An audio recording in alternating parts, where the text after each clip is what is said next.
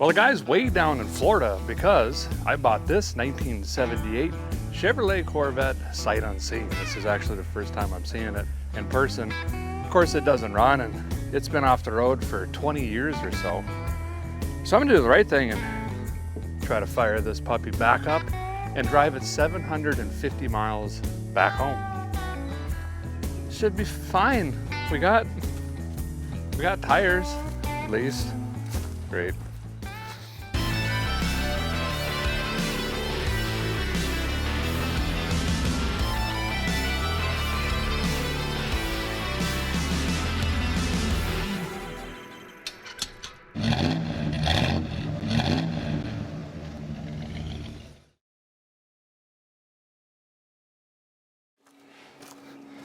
I want to say thank you to Patrick. He's actually a buddy of mine that I bought this from.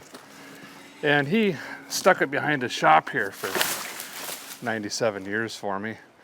That was pretty nice. He even covered it up. Wow. Let's get this cover off, see what we got. Wow. Look at this thing. It's a nice wheel. Oh, the paint. Now, the 25th anniversary Corvette is supposed to be silver, but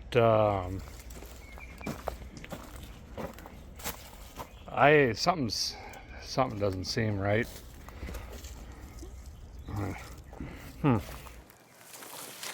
Oh no. Oh, it is lime green. Oh, we got lakeside pipes. I wonder if those are real. Wow. Boy, this definitely says, hey, cops, look at me. Boy, that is bright green. Nose cone's not missing. Got the headlight flappers. I thought this was going to be a primed hood, but it's just weird paint hood. Okay, well, I can already smell it. The humidity down here is 914%. Oh, yeah. Oh boy. Oh, this is kind of one of those scenarios. You're out a little too late with the boys and you wake up with a tattoo you regret. This color, maybe it'll grow on me, but I'm seeing 5 different colors of green. I don't know. Let's walk around this thing, drink it up. See if we get the doors open, get the hood open, dig around in the back, see what we got, see if there's engine parts. I don't know anything about this car whatsoever. First thing I was looking at is this nose piece. These are usually pretty cracked up. This one's been bumped around a little bit, but not major. That's really good news. This is really common for these doors to be like that. The last one we got back on the road, we ended up driving through a snowstorm. So, you know, a guy figured, let's go down south to get some palm trees in our teeth. You know, this trip might be a little better if we can get her going. Tire, well, it's a little flat on this side. You know, these circular road vibration dampeners don't always stay up on a guy. But I did ship some tires down ahead of me, so we could probably take care of that. This is the coolest part of the car. You know what I mean? I like that. I wonder if it's loud or if there's fiberglass in there or something. It's really hard to tell, but this screen is different than this screen. It's got like pearl in it or something. L82. That's still in there. You know, whopping like 200 horsepower. Mullet braking torque. See this? That green's different than this green, which is different than that green and this green. Okay. Someone needs to put the paint mixing stuff down. Oh. See some duct tape residue. That's probably how you park her up. Keep the weather out of her. Oh my goodness. Look at the seat. We'll get there in a second. Wow. This is definitely like a 90s build, I'm thinking. Yeah. Yeah.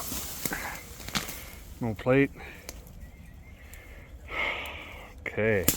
There's the 25th anniversary badge. That's pretty cool. It's still there. Gas caps on it. Bunch of mold on the door panel in there. There's an animal back here. There's an animal in here. Hello! There's the other slick.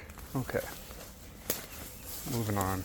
Body's pretty decent. Of course, it doesn't have any rust because it's all fiberglass. You know what I mean? So, that's at least pretty cool. I take that back. The headers are completely rotted right here. So we've got rust. So now I feel pretty, you know, in the moment, pretty comfortable with this now. We got some rust. This is a different tire. Ooh. That thing's got more crack than Charlie Sheen. So that's gonna, yeah, we'll just replace all of them, I guess. At this point, got a badge. Pretty standard Corvette. I don't fit in these very good, but we're gonna make it happen. This is the part I like. Door handle's pretty cool until they break. There's a lot of good carpet out here. Good for the knees. Anyway, let's get in this thing. See what we got going on. Oh, okay. Okay. Yeah. Stings the nostrils. It's like a baby powder bottle full of ant legs and like sod. It's very soddy smelling. I think there's ants everywhere. I think we need to just, can we just start airing? There we go.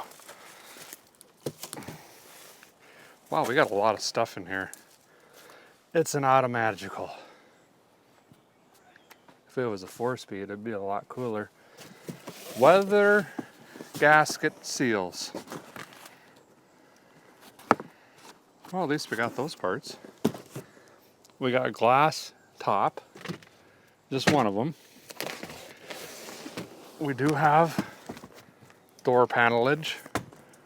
And if you didn't know, now you do. It's a vet, okay?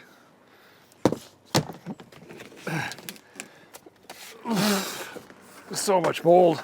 I should probably just breathe it in, right? Tin foil. We got tin foil over everything. Seat back is busted. Okay. Get in here and look. I'm taking a break. You can look at it. Vet. Yeah, it's all. She's a custom rig. And safe. I don't know, it's got carpet in it. It's had gallons of water. This is the same issue that yellow Corvette had. And it just smells something fierce. Doors are rotting out. Yeah. I don't know. Sure. Look at all that mold. It's all over the door panels. I was just trying to figure out what this is for. Why tin foil around the edges? Power antenna.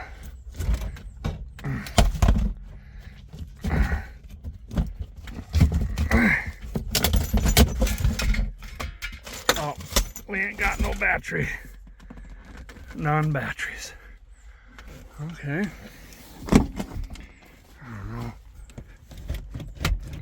Seems like there's a transmission. It's shifting. It says 70,747 miles. Doubtful. Maybe. I'm not sure. Ooh, we got ignition sticks. Why doesn't this say vet? 2. Are they the right ones, I wonder? Seems like it. That's That's pretty impressive. Corvette parts and Christmas stuff. All right, now we're talking. If there's Christmas ornaments in here, I am completely satisfied with this purchase. Ants. Ants everywhere. Okay. I think I'm just gonna leave the door like that. Let it air. We got. Okay. We got a turn signal. We got another dash piece. I don't know. There's a lot of stuff. Door handle. Vacuum canister. I think that's for the headlight. Wiper motor. Ooh. Sparkulators. 45. We could use those as long as they're still new. I think what happened is he replaced all of the lenses. I think this is all this old stuff. See what I'm saying? And all this has been, other than this guy, all of it's been put in. Found a shipping date on here, September 13th, 2004.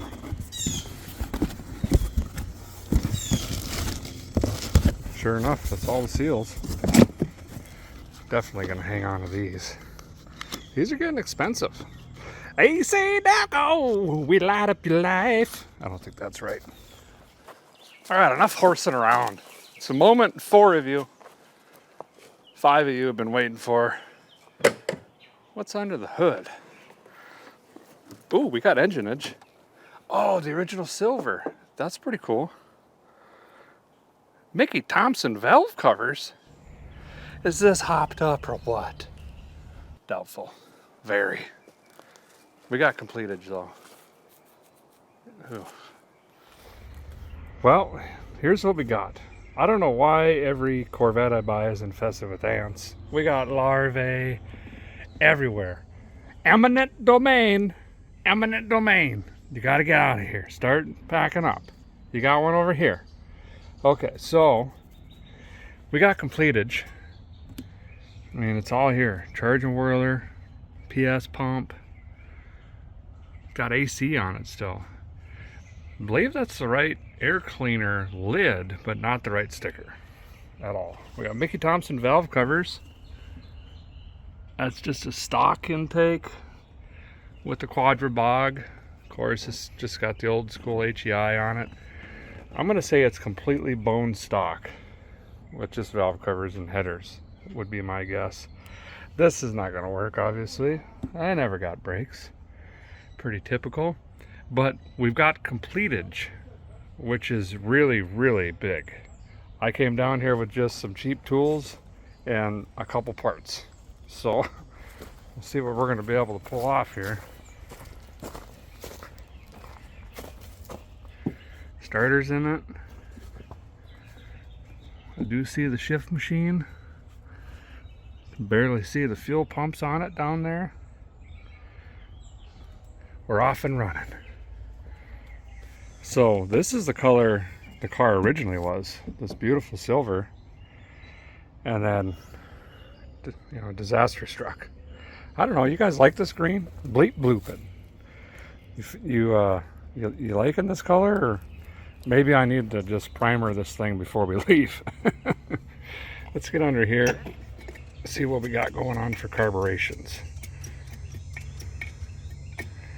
Yep. Mm-hmm. Save on that. Hey, no Mises.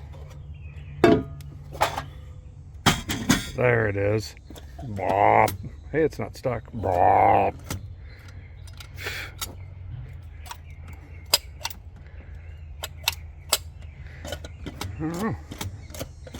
Might get us home. That's probably gonna leak. Remind me later to check for vacuum leaks. Got it. Thanks. So here's the plan, fellers and fellettes. I don't have one. Great. We should check, see if this engine even rotates. And then of course we're gonna have to do fuel, sparkles. We need to bring the thunder. And then we'll see if the shift machine goes forward, goes backwards, and then last, brakes. That's usually the order of operations around here. So there's no way I'm gonna reach the crank on this thing on account that I'm super lazy and I can't fit my meat mitt down in there. It just ain't happening. So I'm gonna use the nut on the charging whirler, push down on the belt, and try to rotate the engine that way. If we can get this thing rotating 360 degrees, we might then just try to throw a battery in it right away, see if the ignition actually fires off the starter, see if the starter is gonna want a starter, and then hear the engine rotating. We might even be able to build oil pressure if that gauge even works in the rig, which is pretty doubtful. That this car, I might have to find someone to paint this or something before we leave, you know. Okay, throw this up on here.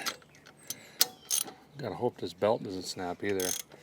Charging whirler's free, so that's slipping right now, but if I push down on this belt, yep, water pump's moving, crank's moving. We could probably just cut that off for the AC. We don't need ice cube juice. Oh yeah, it's rotating nice and easy. Oh, good. Good, good, good. Guy's gonna admit right to your face. I was a little worried about this one because, well, there seems to be a little bit of moisture down around this area. You know what I mean? And sitting outside, things happen. But she's rotating. Now, we gotta toss a battery on it, but I ain't got battery lugs. Them are gone for some reason.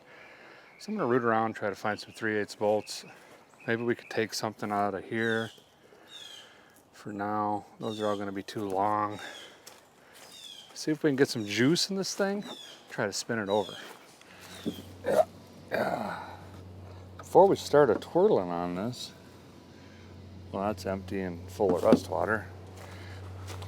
Guy should probably check on juices.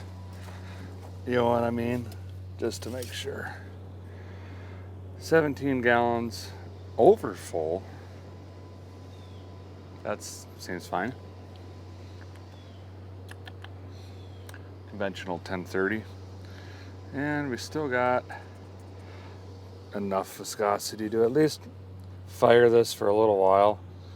We're definitely got a change on it though, if it's been sitting that long. What's the blood stick tell us here? Oh boy, flinged that all over. Ah, smells significantly burnt, so I'm gonna pretend that I didn't do that. Great. Transmission, question marks on the shift machine. Okay, let's go ahead and continue trying to put a lightning cube in this thing. There's only a few things certain in life. Taxes, death, and C3s have water in these compartments. This one, however, looks fairly dry. I don't know if I lucked out or if it was this alien tinfoil job that somehow did something. Highly doubtful. There we go.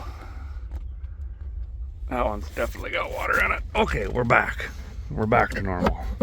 Now, which one of these? I guess this one must be the sad cable. And this is the happy one? I don't know. I must have wired this. Everything's the same color. They just burn it down if it gets stolen, you know? If you can't have it, neither can they. Okay, let's drop in a cube. See what we got as far as electricals. Just ignore that. It's fine.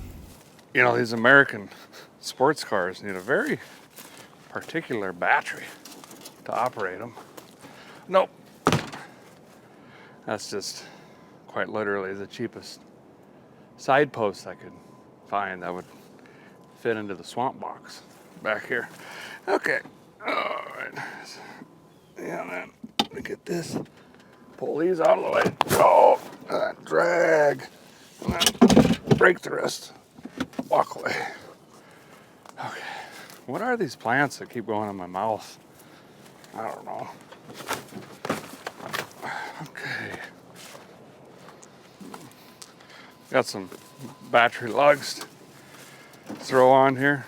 Guys, pocket computer box just sounded like a Suzuki four-wheeler in fourth gear wide open. Apparently that's some sort of alarm down here. We got storms headed in. And I guess, so it's telling me that it's gonna rain all afternoon. That's fine. Even better, it's supposed to rain for the next 4 days. We're up against a wall. New goal, get this thing moved. Right behind you there is a carport. If we can get this moved under that, can a guy just roll around in the muddy sand and keep working on his lime green Corvette? You know what I mean?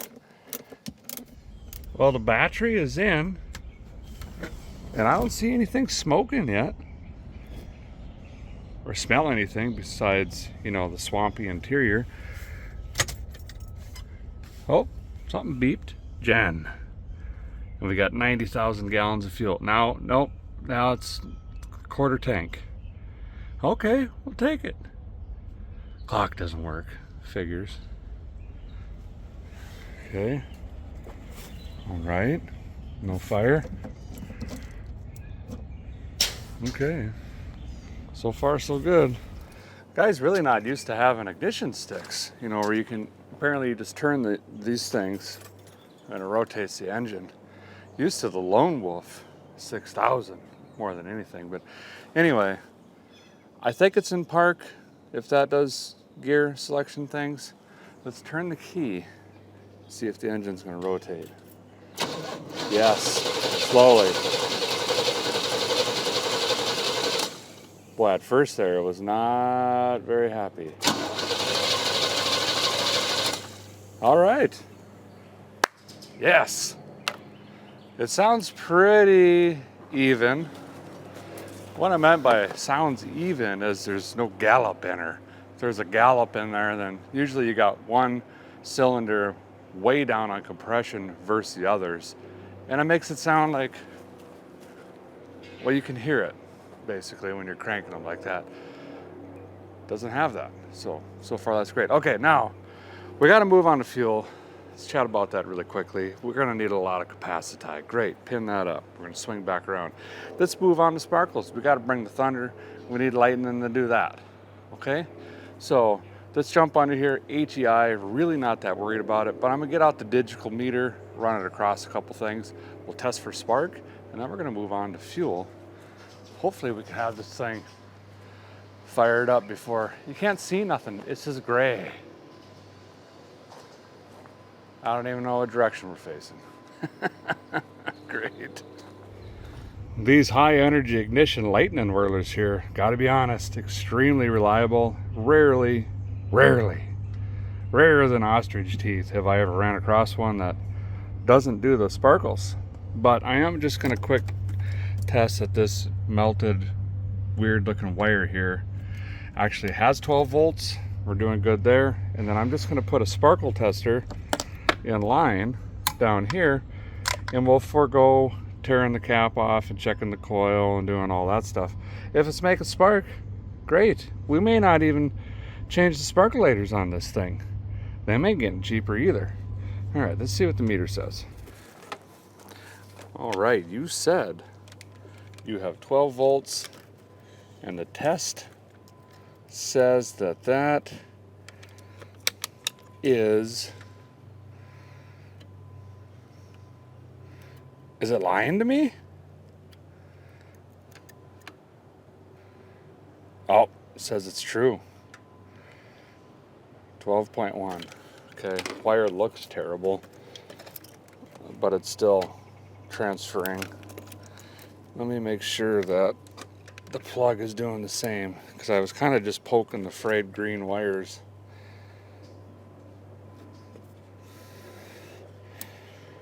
Come on now. Yeah, Okay, we're good there.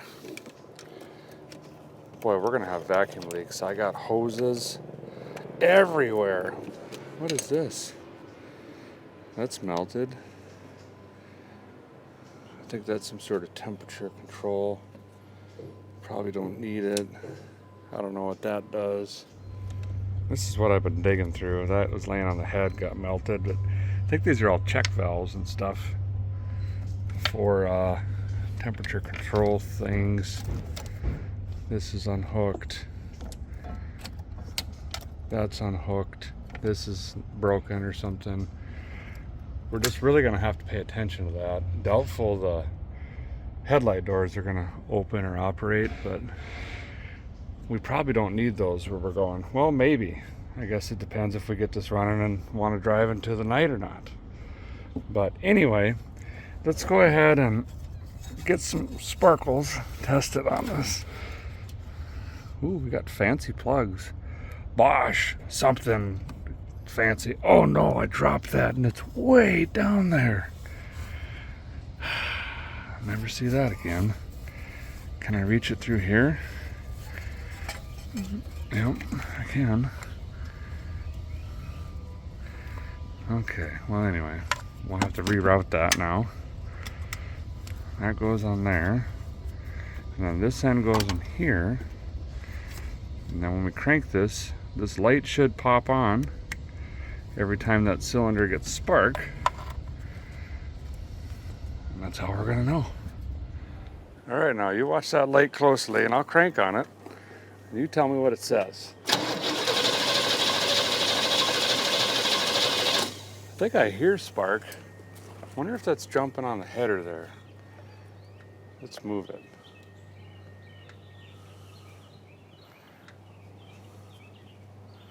Let's put it there. Is that better? Let's try it again.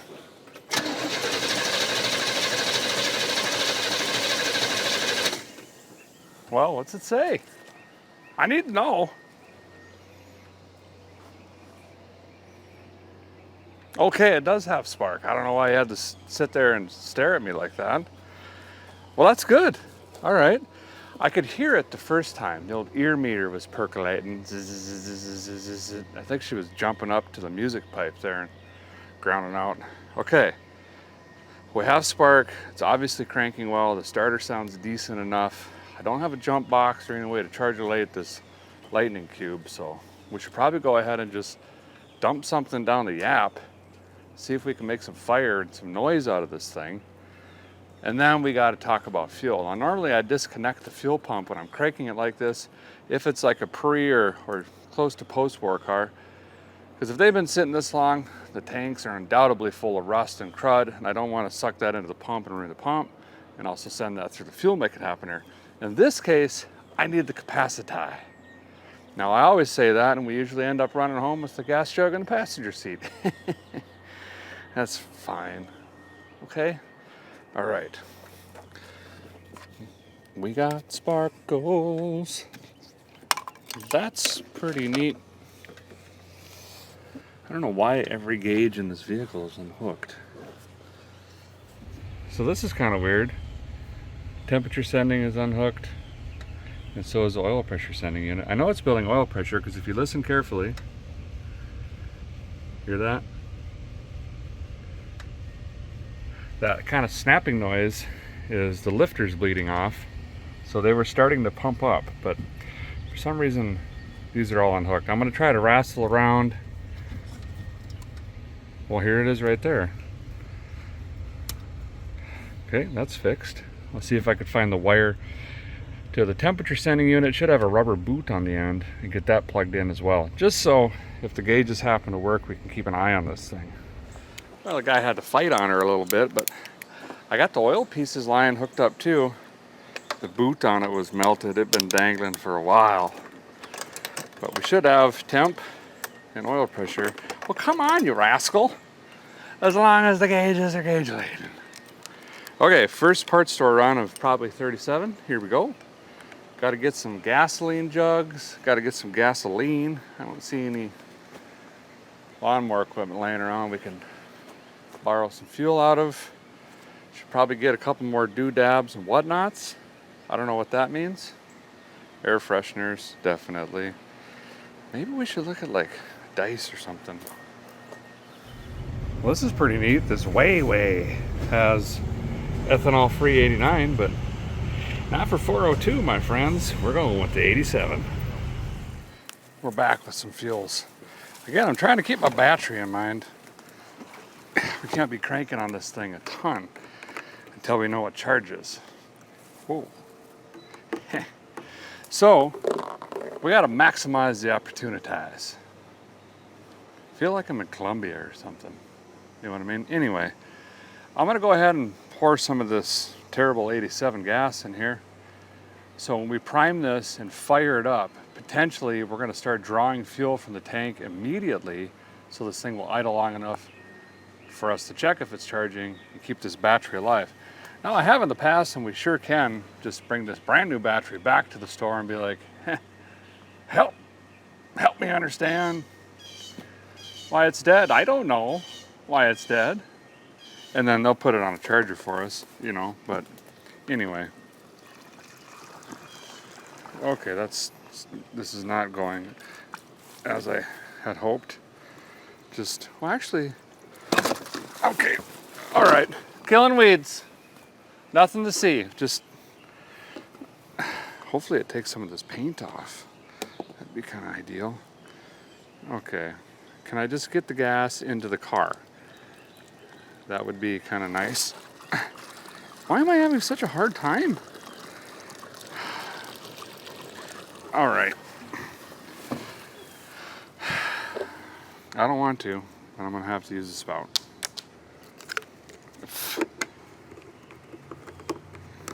When this thing fires up, we're gonna have to listen for knocking. That should be really obvious, really fast.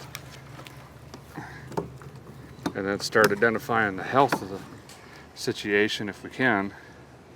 It's a long drive. And then shifting, and then, like I said, last brakes.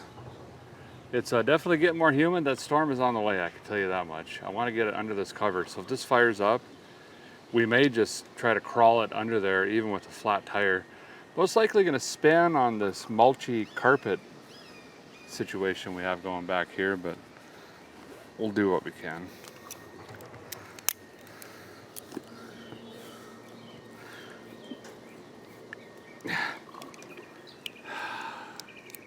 Be here all day. It's a good looking pallet. There's definitely something going on with the filler neck here. The vent's plugged or something, but this is not normal. Having all sorts of issues trying to fill this thing. Well, we're not filling it. We're just mixolizing new bad gas with old bad gas. You gotta go, guy. We've been talking about this. Well, I think out of 5 gallons, I got about 1 1/3 tablespoons in. That's fine. Anyway, let's go ahead and fill the fuel make it happen bowl up here so that idle circuit hopefully takes off and does some running. You know what I mean? We're gonna use some false fuel. Nay. True. I think they're missing an E. Anyway, it's pre-mixed fuel. It's got 2-stroke oil in it as well. Just easier on this old engine. Firing up after a long nap. See how much I can spill here. We're also going to find out right away if we got an accelerator pump, or if I'm going to have to try to find a rebuild kit to a quadra-junk. And I say that lightheartedly. These are actually really good fuel make it happeners. They're just wildly misunderstood. Okay, she's pouring out. We are topped off. Pull back the curtains here. We have an accelerator pump. All right. Well, I just saved us about 14 minutes. Doing a tailgate, no. Doing a on top of a Nissan tire rebuild. Okay, now I am going to try to hook my Lone Wolf 6000 trigger up so we can nurse on it out here and keep an eye on the situation. You know what I mean? So down here we got, you know, battery post, And then we got the starter solenoid post. I gotta somehow get my mitts in there, try to clamp-late them. We'll just wing that up, probably run it from that side because we got throttlage. You know, that's pretty important. Look at the color of mucus that fuel is making with the oil and such in rat trails or some sort of large animal on this engine. That's fine. Lone wolf engaged. Got it wrapped around whatever that thing does to hold the cables in place so we don't melt them off in 32 seconds. Gonna get over to the other side, twist the key on so we got hot lightning, and we should hear this thing fire up for the first time in many years. Going hot.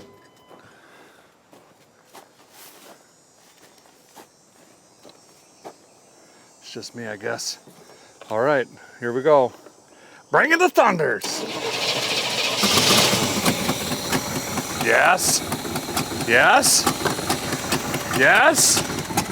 Smoking like crazy. It says it's got 40 pounds of oil pressure. It is not charging. Idle circuit's working. It's alive. There it goes. Missing. It's trying to figure things out. The fuel pump must be pumping. Our steering sounds terrible. We never checked that juice, of course. Now it's charging. Gauge is working. It's charging. We got oil pressure.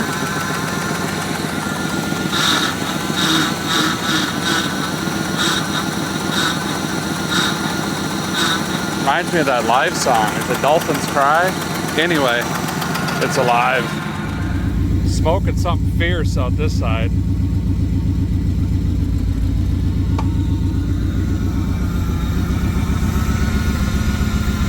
All those years of oil starting to cook off.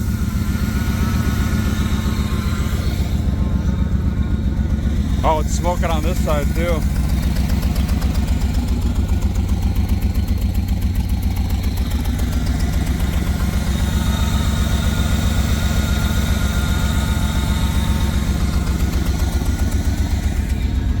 There we can see oil pressure. It's charging. I don't think the fuel gauge works. Obviously the tachometer is a little high. The timing sounds retarded on it, if I'm being honest. Like it needs more timing.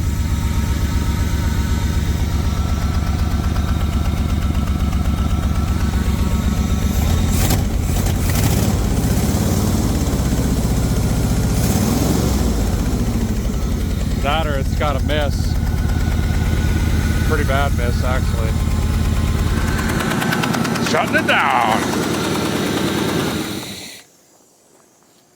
That's about all the longer I want to run it for now. I ain't got any ice cube juice or water and nothing in this thing. But hey, it fired right off. We've got an accelerator pump. It's building oil pressure. It is smoking something terrible, and we got a miss. But listen, that's bound to happen. This thing's been sitting a long time. So we've got some stuff we got to burn off, I'm sure. And then also the ring's got to come back around. So let's not panic yet. I'm gonna see if I can find a jug or something. There's got to be a water spigot around here, I'm sure. And fill this rad up. We got to see if the rad holds water. We got to see if the thermostat's stuck. We got to see if the head gaskets are going to come around. And then I would like to get this moved forward, like I've said a few times, before the storm shows up, so we can keep at this thing. The ants are mad. They are starting to scramble. That's all right. I gave you notice this morning. For Pete's sake. Got us the old hose. Best coolant there is. On. See if this thing was empty. Maybe the petcock's open. I don't think so. Boy, that rad support down there. See that light you're seeing? Not supposed to be there. Completely rotted. It's just full of leaves and all sorts of stuff down there. Oh, we got foamage. I wonder if I just let this buck. Kind of flush it a little. Uh-oh.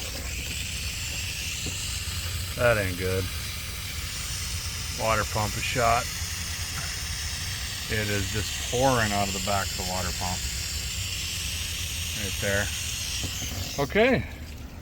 Well, I guess we can turn this off. That looks fine. We'll just pretend we didn't see that. And we're gonna have to deal with this water pump now. But I still want to get it under that carport. So I think we just fire it up again. I jump in, this is jam it in gear, see if we're gonna get stuck or if it'll actually roll, and get it under cover for this storm so I can get that swapped out. And boy, look at that alt bracket, it's just bent up.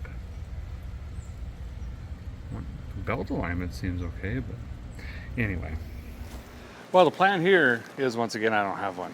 Other than I should probably not try to take out the stack of parts over here. I'm just gonna jump in. I got no power steering. I got no power steering juice. Manually crank it to the left. Hope that the tires just don't spin to the ground and get stuck. Try to get it under this thing. Okay, here we go now. I think it'll start with the key. Probably not. First time driving the old Vette. Oh, seat's busted. Forgot about that already. Oh, it's so bad. Oh yeah. Do we have a transmission? Yes, very slowly. Throttle stuck. Throttle sticks. Take note. See, I'm not hitting the throttle. Come on, don't get stuck. Don't get stuck. Also, don't run through this building. Yes! Oh, no brakes. That's weird. Throw and park. That's about as good as you can get for a first drive. Well, a guy has successfully relocated this beautiful, this Corvette under this giant, what do you call these? Lean-to? Carports. Carport. So that's good. Couple notes. Power steering doesn't work. Absolutely zero brakes. Transmission slips terribly bad, as I figured it would based on the old sniffer test. Okay, now I should probably call a parts store, get a water pump. We got to start tearing into this thing and get that swapped immediately. I'm not even going to worry about brakes or any of the other stuff until this thing can sit here and idle and free rev and do all the stuff. And we know that the engine will make it 750 miles. Then we can worry about the rest of this stuff. It's still leaking out. That's good. Right where I got to lay. Perfect. Well, a guy finally did track down a water pump. The old WP. Now, Chevrolet has a short style and a long style. Short style is like this one that's right up against the timing cover. The long, well, it's longer. And there's a space in here. You typically could fit your fingers through there unless you got sausage hands like I do. Now, it's going to be interesting to see if this water pump failed because of rust or corrosion just getting stuck between the timing cover and the back plate to the water pump, or if it froze and expanded. If it froze and expanded, which we're in Florida, I think that's really unlikely. Actually, I don't even know where this car is originally from, so maybe there's a chance. It makes it a little bit scarier because freeze plugs could be cracked or pushed out. We could have some other issues. I'm just hoping moisture, sediment, debris, things like that got between the water pump housing and the timing cover and just rotted out. We won't be able to tell until we get that off. Give me a few minutes, gonna knock this pump off and see what we got here.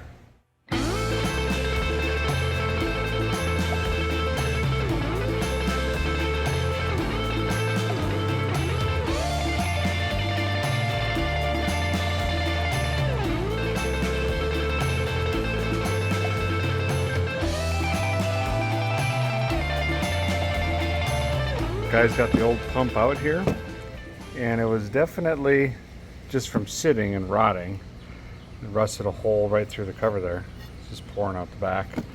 So Got us a new pump later here, which really all we needed was a cover, to be honest. But anywho's, got to try to knock this guy out of here. And I guess if I can't get that out, I'm just going to rob that cover, put it back on this old one. Got some new gaskets, came in the kit here. Get this put back together. And looking at the timing cover. Oh boy, these are crunchy. Anyway, looking at the timing cover, yeah, sure. It's covering. Call it good. Not the car's first water pump. Easy to tell because someone put the Teflon tape on backwards. So as this was threaded in, it just pushed the tape off to the side and it never actually really sealed anything. Oh boy. Just full of crud. I gotta knock that out. Anyway, I don't have any tape, you know. So we're just gonna use some rid of and then just jam it into the new one and call it good.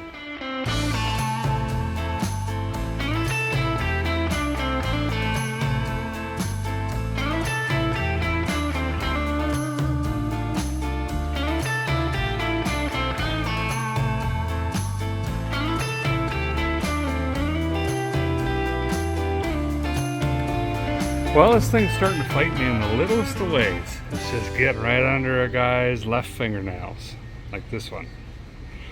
Got the water pump in, but wouldn't you know it, the bolts was too short for this new one. So I had to root around for some hardwire. Got that figured out. Then went on to the charger whirler here, and wouldn't you know, the bolt snapped off in the case. And I refused to give up. And we welded a nut on. And then we welded another nut on. And then we heated it up and welded another nut on. And then we welded another nut on. Trying to save this thing because it works. It's just the case. No prevail. Junk. Thankfully, Patrick had this one laying on the shelf and he said I could just have it. It's shiny. I don't know what to do with it. He thinks it probably works. So I guess this is going to go on and look even more weirder with the weird combination of stuff that we have going on. But hey, we didn't have to buy one. So thank you, Patrick. Appreciate that. Well, the new water pump's in. That was like 56 bucks. And the new to us used old new charger whirlers in. Look at all that blang. That ought to get us home. Nope. Anyway. Along with all of these sensors being unplugged, which I found earlier, this is peculiar as well. This was disconnected on both sides. It's weird. It's like the perimeter items were all kind of unplugged, like someone was getting ready to maybe yank the engine out, or I don't know. But anyway, this has got to be fixed.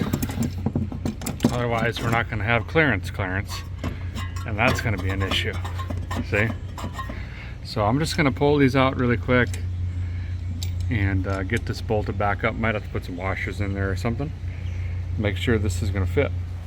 Yeah. Uh-oh. I'm dragging a plastic tote, air compressor, wheelbarrow or something. Woo, we got pressure. Let's see what the Florida water tastes like. Oh, that was a mistake. That is equivalent to North Dakota slough water. Okay, moving on. If you've drank from hose, if you've drunken, if you have drank, if you grew up drinking from hoses, comment down below. I survived, I did, still do. Usually it's pretty refreshing. That was like mud water, hard to explain. Okay. See what else starts leaking water now. Hopefully not any freeze plugs. That would be a nightmare.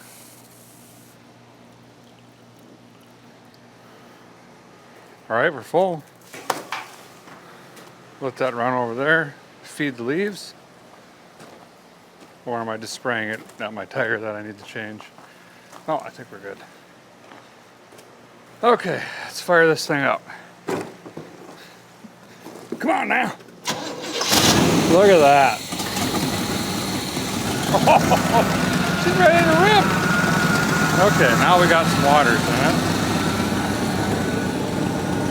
Still got it's charging. So that charging whirler does charge, in fact, and it's whirling. Oil pressure's good. I'm gonna let it sit for a minute. I'm gonna try to get this thermostat to open up. It's probably gonna be sticky based on the slew water that came out of this. Then we gotta make sure the head gasket, we don't get any water in the oil. Just gonna bring her around a little bit slowly, a little bit at a time here. I got some vitamin B12, some berm, and we're gonna pour it on the wrap on her a little bit. But my ear meter is telling me we already need to add some time to this. So once it starts warming up, I'm gonna ease that in a little bit. It's running though.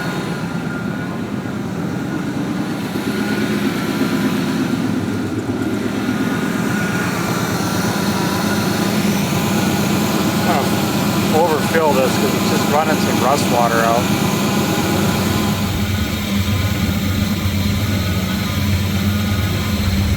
Here comes that thunderstorm. It is coming down really, really good. Out of nowhere. Back of the car is getting a little wet, but I think we're okay back here. Just gotta keep flushing this rad. Hopefully this storm passes pretty soon.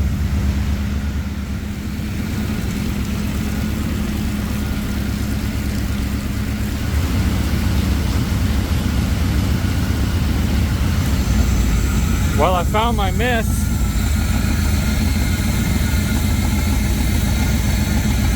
See that arcing? Gotta fix that. Woo! That new water pump is pumping. Wow!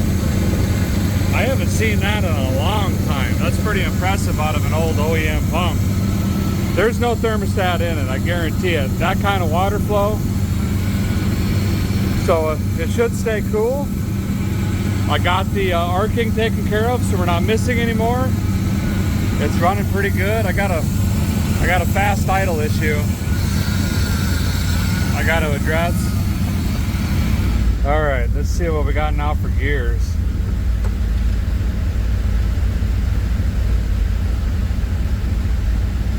Nothing. Neutral. Nothing.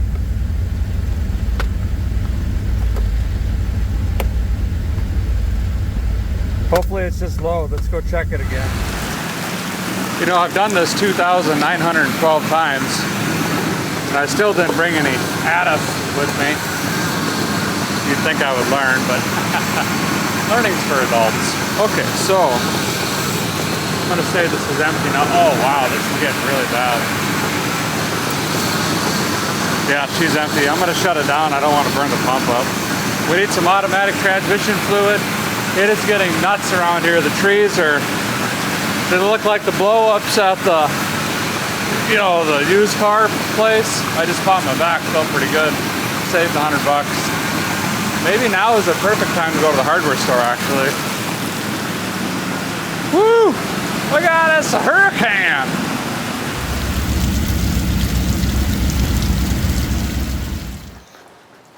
Guys, back with juice. Here I am. Listen, the rain has stopped, but now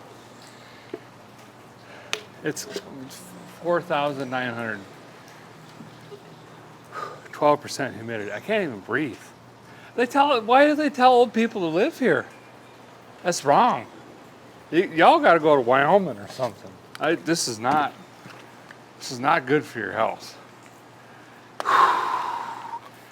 Okay, we got some shift machine juice here. I also picked up some go left, go right machine juice as well. So we'll throw that in. See if that barking dog quiets down a little bit. And we can check this out again, see if we can go forwards.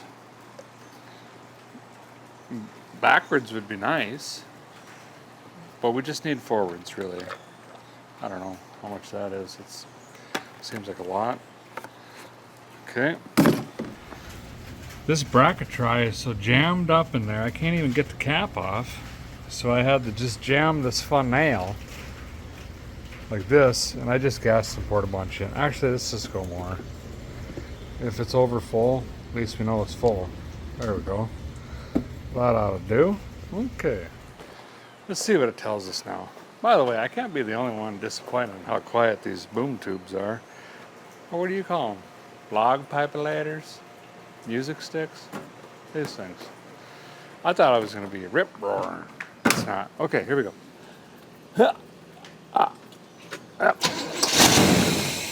Nope.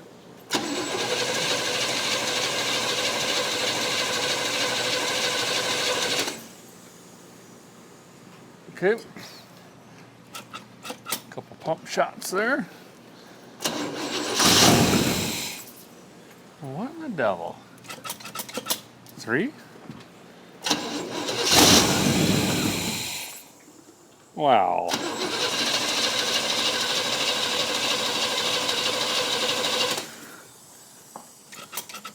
My lone wolf got melted. I can't wolf alone anymore. Oh, I can. I gotta use the wrench. Nope. There we go. Well, that's weird. It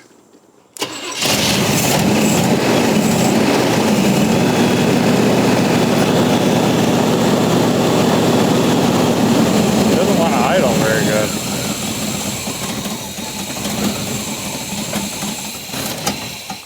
Nay, it says. It's probably a vacuum leak because I'm hearing it like a Hoover somewhere. Let me track that down. And then we'll try it again, and then we'll see if we got gears after we put juice in.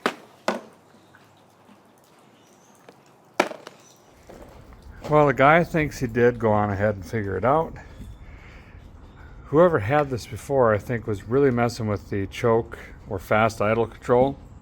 And now that fast idle is off, the idle screw wasn't even touching the throttle plate at all. So I bumped this up a little bit. We're going to fire it up again, and we'll adjust the idle right here on this bad boy.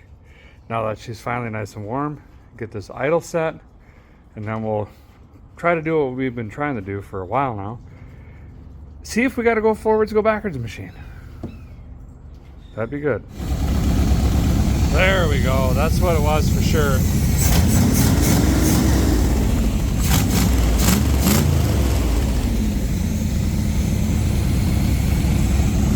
Boy, got the timing dialed in by the ear meter. Seems to be doing good. All right, let's see what we got for gears. Ugh. Yep, very solid reverse. Whoa, whoa, whoa, whoa, whoa, whoa. Very solid drive. Much better. Woo! That's a relief. She just needed juice, that's all. Well, let's go look here. We'll let that run now that it's got water in it. Oh, we can't tell because it rained. This is where it was sitting. I thought maybe we could see a big oil stain or something here, but this isn't where it's at all those years. He's only had it for, I think he said one or 2 years. But it's definitely just lost some juice sitting. Well, we got a transmission. I think we could bring it down a little bit more. What do you think?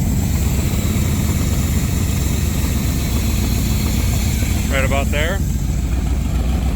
There we go. Need a nickname for this thing. I want to say green bean, but that's too cliche. Oh man, it's just wow. Also, the power steering has quieted down. I don't hear that whining.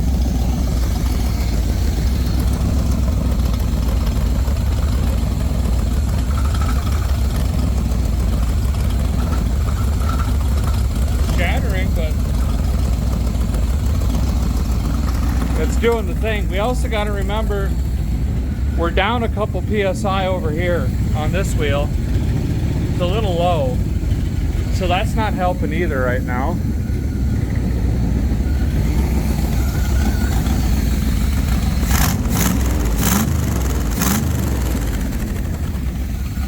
Valve seals need to come around.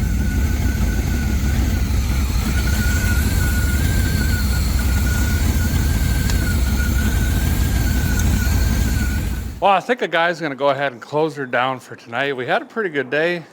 We got quite a bit accomplished. We still have to figure out tires,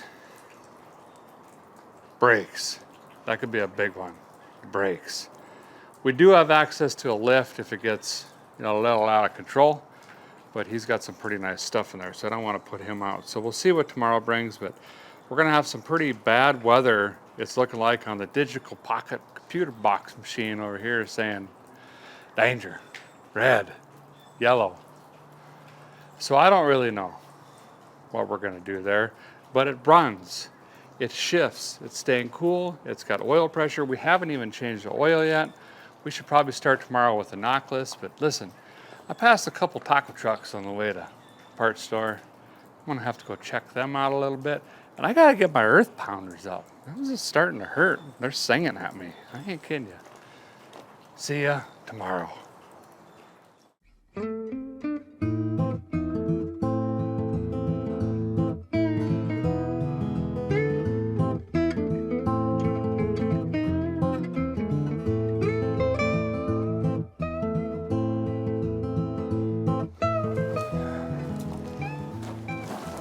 Well, good morning. It is went ahead and be the next day now. The weather has changed. It is very breezy, which is welcoming. It's also about 100-degree real feel and very sticky. That's perfect. No, it's terrible. Also, more storms today from 3 p.m. all the way into the next 5 days. Great. I'm 1023 here on the 78 Corvette, trying to get this running and drive it 750 miles back home. We did get it to bark off yesterday. Today we need to focus on getting this thing moving around on its own and stopping. I think I'm going to start with the circular road vibration dampener systems here. One's a little low on air, this one's rotten. The Firehawk doesn't match the other side, I don't think. I did send tires down ahead of time. Let's start there because listen, whatever happens, whether we're rolling this onto a trailer, into a storage unit, off a cliff, it's gonna have to roll. So let's just bust these tires off. I think I'm gonna have to do 2 at a time, throw a tarp down in the rental here, jam them in, go get them mounted balanced, dispose of the other 2. You know the dance. Let's get after it. Yep, oh, it's still there. I don't know if I'll be able to, but if a guy can get some jack stands under the front, maybe we could put a jack under the rear. Well, no, it's monoleaf. Never mind. Yeah, we're definitely doing one side at a time. If this will lift high enough. Maybe getting close. What am I jacking on? I should probably look. It seems fine. No oil coming out yet. Well, unfortunately, the weather has already reached us. That's really all this has got.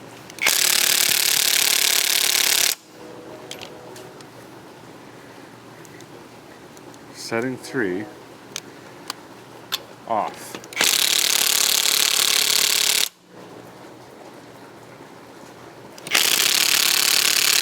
Doesn't hurt if you clench your teeth. Well, that's not doing anything either. Huh.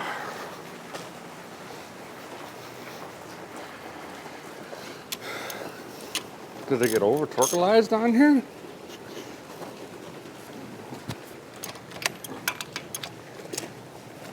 No.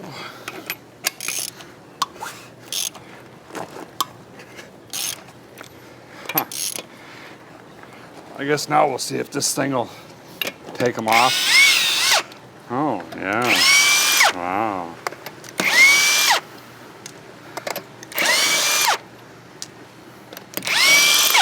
This thing is really weather checked. What is this one? Tracker! Seen better days. Oh boy. Let's pretend we didn't look at the brakes. Yeah. Well, if you've watched this show before, you know there's two things a guy never has. Brakes and batteries. These aren't looking too hot, I'll tell you that much. I'm going to start juicing everything up, just preparing for a day of agony with this stuff. And what do you think the likelihood any of this is in stock anywhere? Yeah, exactly. Great. Cash only. Getting them mounted up, 10 bucks a piece. Can't beat that. This is down the road a little ways, but be a quick, fast way to get this mounted up. Hopefully this rain settles down a little bit. Look at that. Back with tires. Getting pretty nasty. All the rain's actually just blowing right in. Soaking wet. We'll see if we get these fronts on. I might not put all the lug nuts on for now, because I know we're going to have to deal with brakes at some point. Woo! Underneath the rear here, I must have worked on this at some point. Safe to say we're going to have no tail lights or brake lights or lights. Tire carrier's here, it's empty. Pretty rotten looking. I mean, the frame's okay, or what you would call a frame, I guess, but bushings are all shot. Trying to get the rear jacked off the ground here, get the rears busted off, and we'll just take the other tires down, I guess. Try to let this weather do weather stuff. Well, the guys got her down on all four paws again. Looking pretty good. You can tell these Cooper Cabras got some rain on them. You got to go with the Cooper Cabras. Come on. Those have not been washed yet. 225 70 15. I just put the exact same size that was on it. Hindsight being 12.9, a 245 probably would have looked a little bit better. Anywho's, let's jump right on in the brakes here now. Here's what we got in this. What do we got? What do we got in here? Ooh, some juice there. Not a lot of juice there. Let's just throw a bunch in, pretend we fix stuff, pump on the pedal, see what happens. Unfortunately, it's so noisy out here. Probably not going to be able to hear the usual brake line hissing, but we'll do our best. I'm assuming there's a line that's got a hole in it somewhere. Well, here we go. Rebuilding brakes, rebuilding,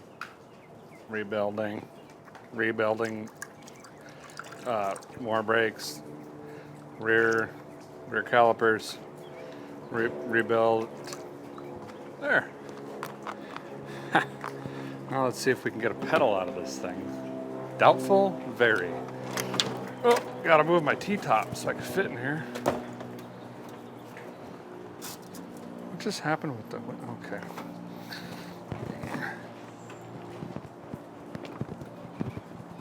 Okay, the pedal's moving. I don't know what it's doing, if anything.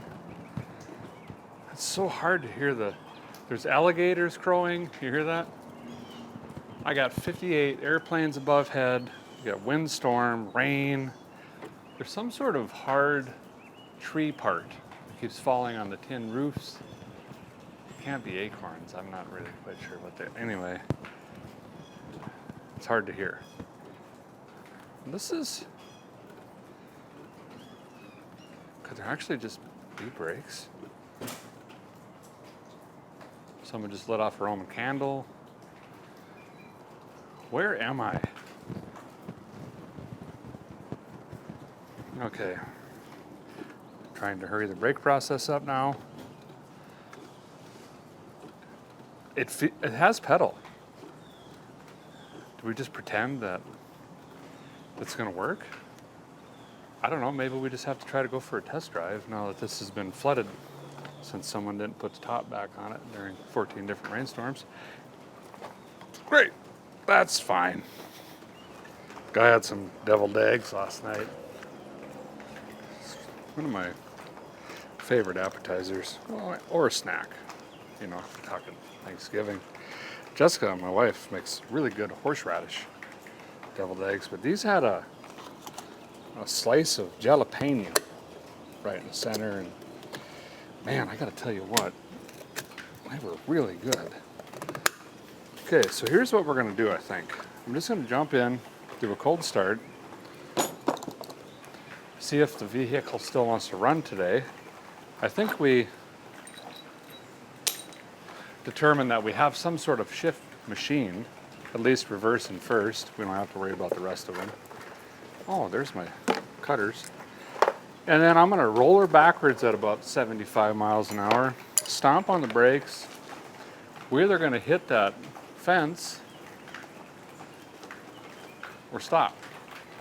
And then I'm gonna go forward her and do the same thing. Hopefully you'll get out of the way, and then I'll just take out the trash can and the AC unit. Okay. Speaking of AC unit, just kicked on. All right. What else we got under here?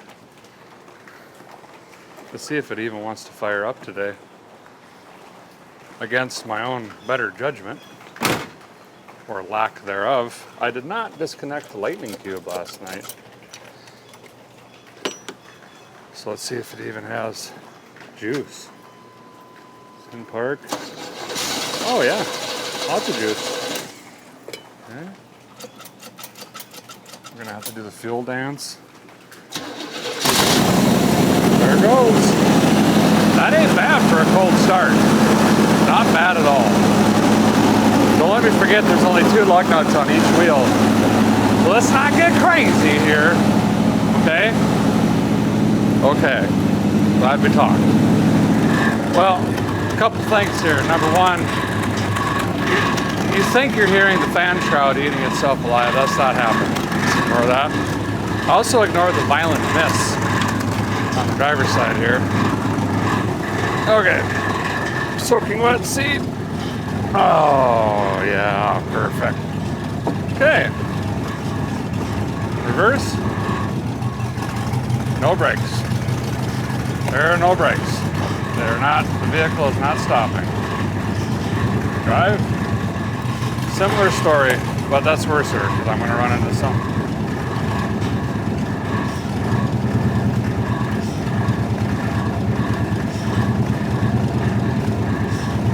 I thought I would have pedal, but maybe that's just the end of the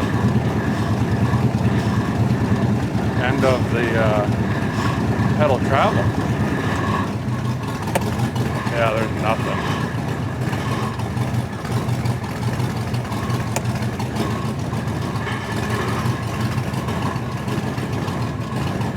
Moves.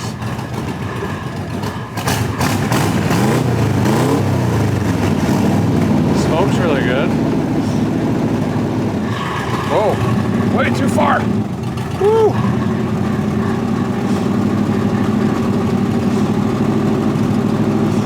That's a bummer.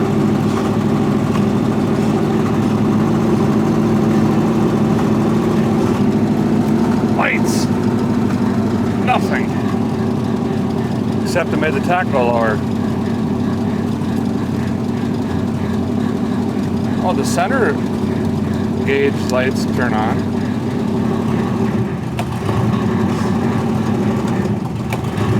I never got brakes. This is going to be tough now, fellers, I gotta be honest. The likelihood of finding brake parts for this, next to none.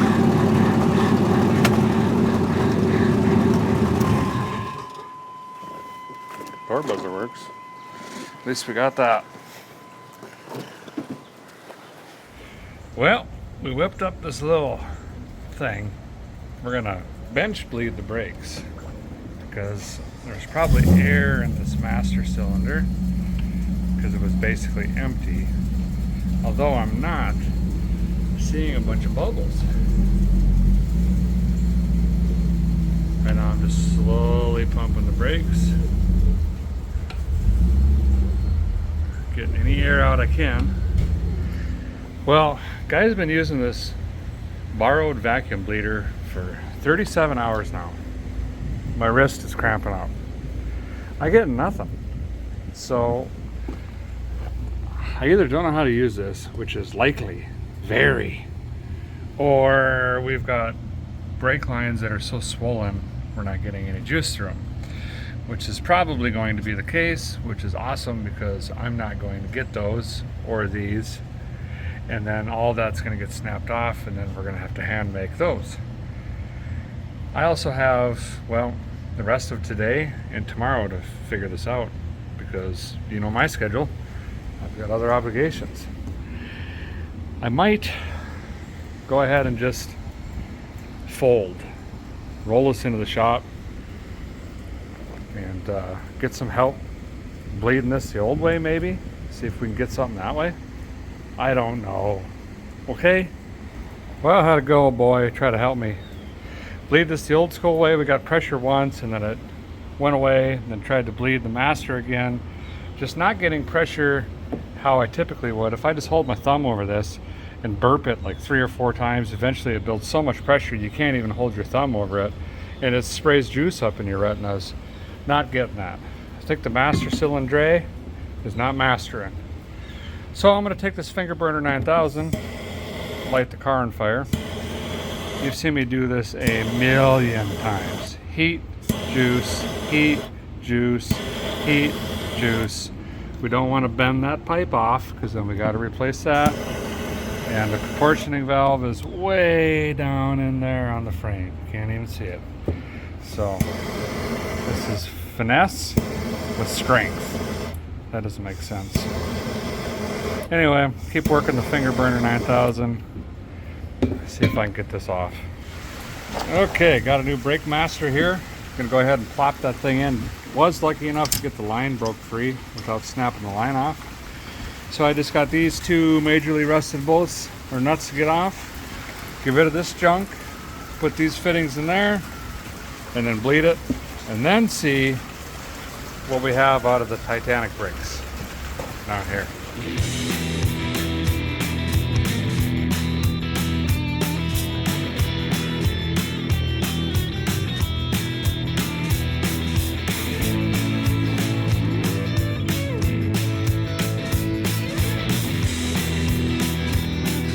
So here's a pretty good demonstration. You can actually see the air bubbles.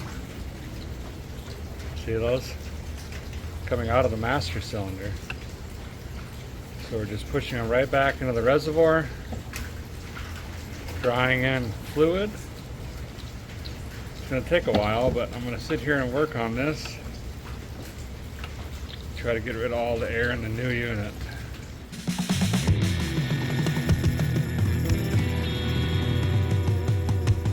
Well, now we're getting a little bit of pressure down here where I now have a seized caliper. See how that one is out? This one is not. So that caliper is pretty well junk. So this, I don't know guys, this could shut us down. Let me find a tire to sit on and start calling around trying to find some calipers. This is going to be something else. I got updates. This is not outside. I have officially, look, I caved, just like a mine collapse. It was quick, all right? I'm running out of time. I need facilities and things to help me do stuff. So we're in Patrick's beautiful shop here. He builds lots of cool stuff. Anywho's, this did drive in under its own power. The drinker side right front, of course, was completely locked up, and then I drug gravel and sand all over his property and skidded in here. So I got to fix that still. Also, the shift machine is spraying shift juice all over the ground so they can have the cooler somewhere. So that's really awesome. The plan is I don't have one. I'm going to knock these calipers and soft lines off, hopefully snap 42 brake lines. I did order through a couple different parts stores, calipers and pads and the rubber lines, all coming in at various times tomorrow morning, which is the last day that I have to work on this. Technically, I'm supposed to be on the road, so everything is fine. So I'm just going to jump in and start knocking all this old stuff off. And I guess that's going to be it for tonight until tomorrow morning when I can get new parts. It's late anyway. It's Time to shut her down, get some groceries, and cool the back neck.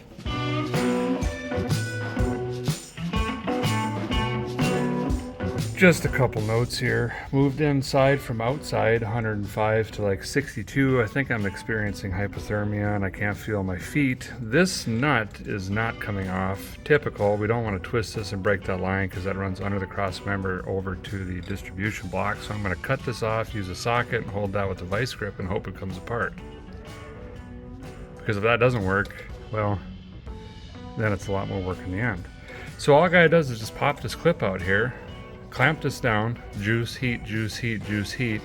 Be sure to disconnect this first or cut it because this will build pressure and pop, shoot juice in your retina, and that doesn't feel good. Then a guy can just slide a socket on this end and whirl it off on this end. You don't have to worry about the nut moving. And then when you put the new hose on, you just do the reverse of the inverse of the action that you did before previously in the past.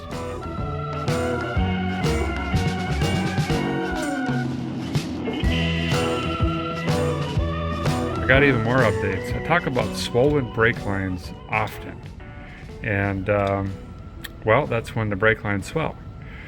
So when this sits for an extended period of time, it's like a blood vessel when you go to KFC too much. She starts just coming in on a guy, and then your brake system has a heart attack, basically. See that little tiny pinhole? That's where this is trying to have juice come through. I'm using my foot as a, I don't want to get something on this floor. I gotta hurry here. Anyway, that is not supposed to look like that. So we could barely get anything through under pressure, and then it's not coming back, and that's why these are essentially locking up. These calipers might actually be okay. This is the focal point of the issue. However, I gotta hurry here. That's really messing my boot up. We got to replace this anyway. We might as well get in here and replace this because I got them coming. Pads, maybe we can reuse those, hard to say. This is looking good, means we got some juice flowing from the new master cylinder through the distribution block over here. I just need to get some rags on the floor. Got this side all knocked off. The old line trick worked once again. It was making me a little nervous, but I got her. Oh, is it not moving now? Oh, it is. Okay. All that fire loosened it up. Anyway, this is pretty cool. This is a Stanley 85 761 vice grip. Pretty good unit right there. So I'm gonna probably, well, we'll see what we get tomorrow, but I may end up reusing these pads because they're in really good shape. I mean, they're pretty much brand new. Just the calipers aren't caliping. Couldn't get a rebuild kit for them, if you're wondering. Anywho's, onto this muzzle looking here. This feels really good, but I'm going to go ahead and pull the outside bearing out and just take a look at it, take a look at the race. Might repack it, put it back together. 750 miles is nothing really to sneeze at in an old rig like this, that's for sure. On the other side, the old boom tube blang warmer has rot holes here, also a couple in here. This side's a little bit better, but they're a lot quieter than I thought they would be, to be honest.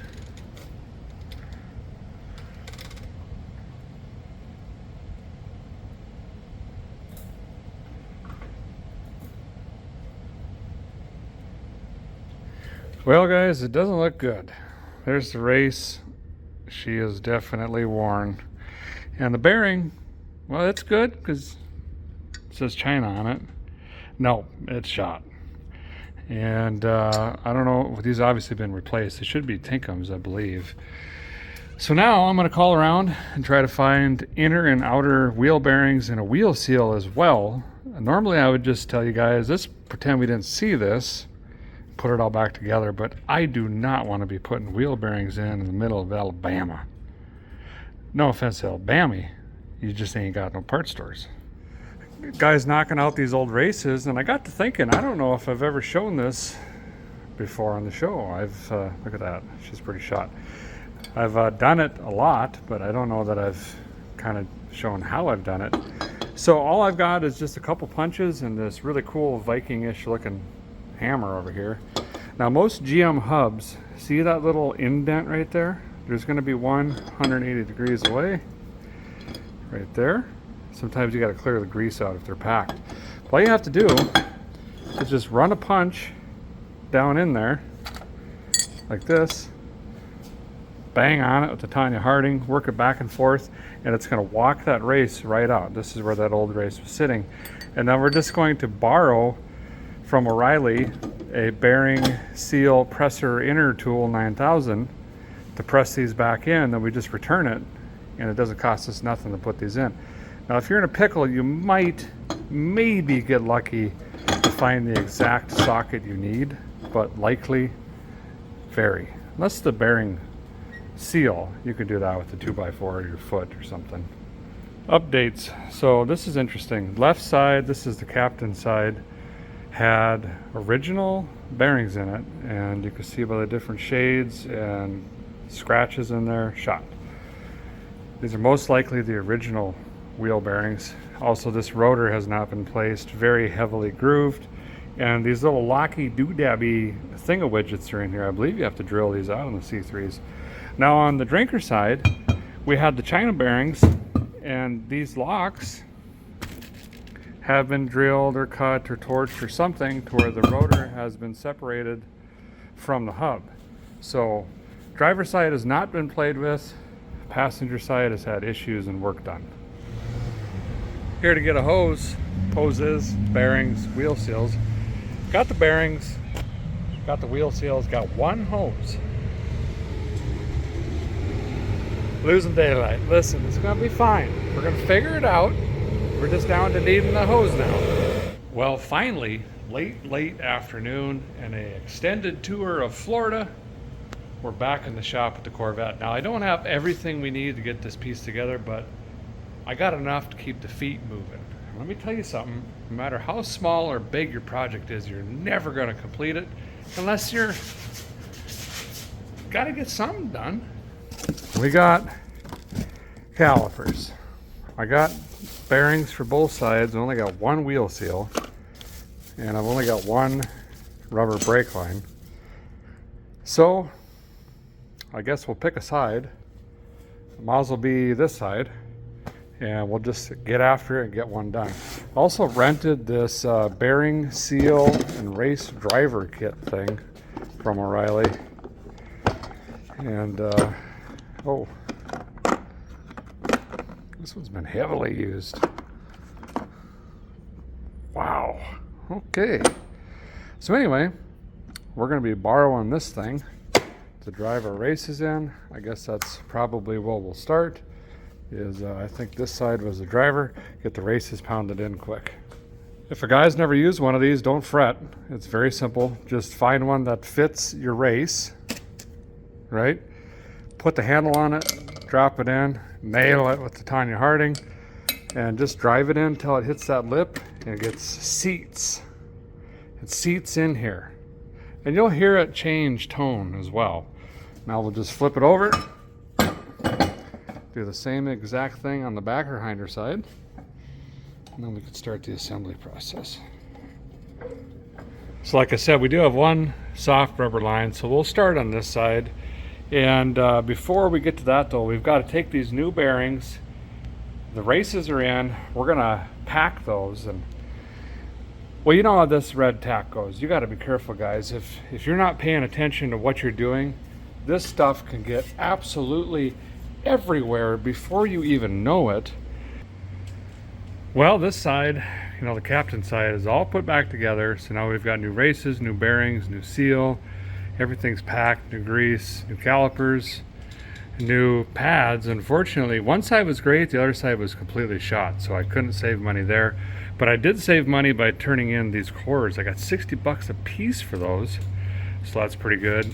New brake line. Now, the rotors, yeah, if I had time, probably get these turned, but I'm trying to save some money on those as well. Yeah, some of you guys might want to do slotted and drilled rotors, you know, performance. You know what? I'm going to do the same. Let's upgrade the brakes. There we go. Now we have drilled and slotted rotors. So she's really going to stop quick for us now. Okay, so I'll go over to the other side. We could pack those bearings. Shoot, I can't put the hub on without the seals, so we're kind of stuck there. we'll get those bearings packed. Let's go ahead and change on the Earl. We just, like I said earlier, got to keep the feet moving, but this thing's not going to get done. Well, under the rig here, and you could tell because of, you know, if you just look at it, this is interesting. This has been painted white, timing cover's been painted white, balancer's been painted white. So has it been gone into? I don't know. And it's not like Craigslist rebuilt white, it's just those parts. Anywho's, dropping the Earls. There we go. Not too bad. Really expecting water because of where we are, but not too bad at all. We'll get a Wicks back up in here and some fresh dinosaur juice. Of course, up top here, we're going with the diesel oil, the T4. It's got all the vitamins and dinosaurs the guy needs. Front brakes are bled, all the tires are on. Actually found all the lug nuts, which is nice. Started thinking about maybe having brake lights. That would be pretty neat. And they were all just hanging under here. No bulbs. Patrick had a couple 1157, so now we're probing that. I glanced at the rear brakes and decided, sure, they're good enough. And yes, you're right. If the front rubber lines were swollen shut, the rear one should be swollen shut as well, but we're going to pretend we don't know that and just call the front brakes good enough for now. Got updates. Corvette's outside. I owe a huge thank you to Mike and Patrick. These guys have been working hard on this thing. They got the rear filled for me, which I wasn't even going to look at. And transmission cooler is now installed professionally. It's kind of a SEMA look. That's what we're going for there. But that should work. The lines were leaking up here. We have the back brakes now plugged. That was a welded bolt. Is that what that was, Patrick? There's a welded fitting. Fitting. It's flared. Okay, we got a flared welded fitting into the distribution block. So we have front brakes only, but man, do they work. My teeth about bounce off of this here. Mike's cleaning all the glass. Right now we're just trying to get a winder down. The wiring in this thing is horrendous.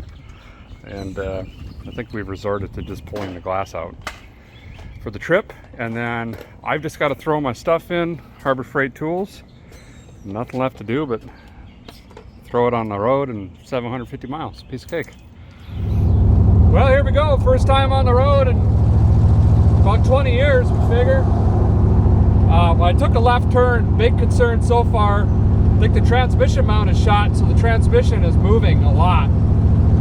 And it sounded like the drive shaft was hitting the tunnel or something. It did not sound good, so I got to pay attention to that. About 190 degrees right now, out of gas, charging, has oil pressure. That's fine. Not good is the clock doesn't work, and I got no radio. Speedometer doesn't work, don't need that. Tachometer says 70,000 million right now. I'm gonna guess that doesn't work. So far, going pretty good. Gonna go back to, just quit. Don't worry about that.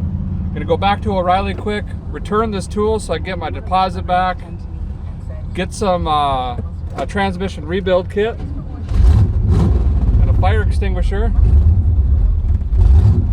Boy, it is not wanting to run right now. And we are gonna hit the road. I might be running out of gas, actually. That's fine.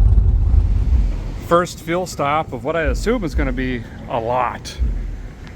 This hood doesn't latch. I don't want it to anyway because the cable is, well, it's probably only got one more left, to be honest. We found the other wiper laying in there, but we don't need that where we're going. That should stay down. Got no headlights still. I don't know how far we're going to push today, but I'd like to try to get at least 350 miles in if we can. I got the center caps back on. Well, that one's already fallen off. There we go. Fixed. Oh, this is going to be a long drive, fellers and fellettes. Uno Jarritos Pancho de Frutas. Yeah, tres carne asada taco.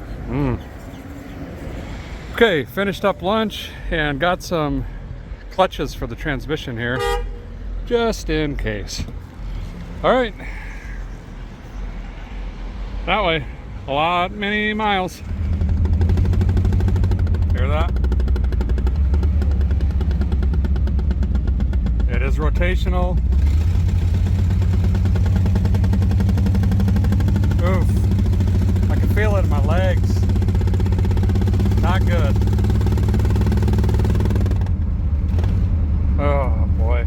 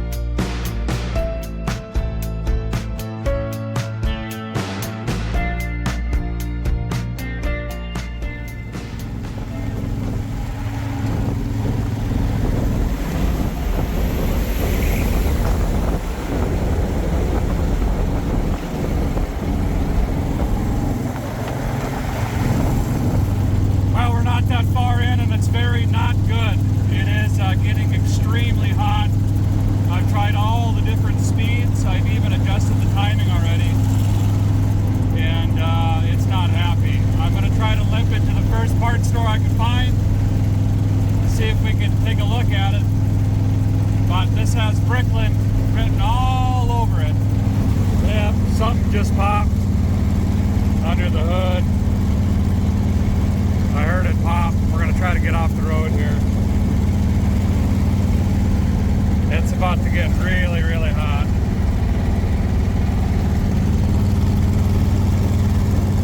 This will be interesting. Okay, we got a rear brake caliper on fire. That's sizzling and smoking. We've got this situation going on. Oh, I see it. Looks like the lower rad hose exploded right there. Just popped. Okay. Well, I guess first thing is let's go see if Flying J has any mozzarella sticks. And get some water and I don't know. We'll figure out the rest. Boy, this is really smoking back here. See that? We disconnected the rear brake, so I'm not sure. What are you doing in there? You're not supposed to be doing nothing. Might have to take that caliper off. But I gave my jack to Patrick, so I don't have a jack. Okay. Well, she fired back up, got her moved over here.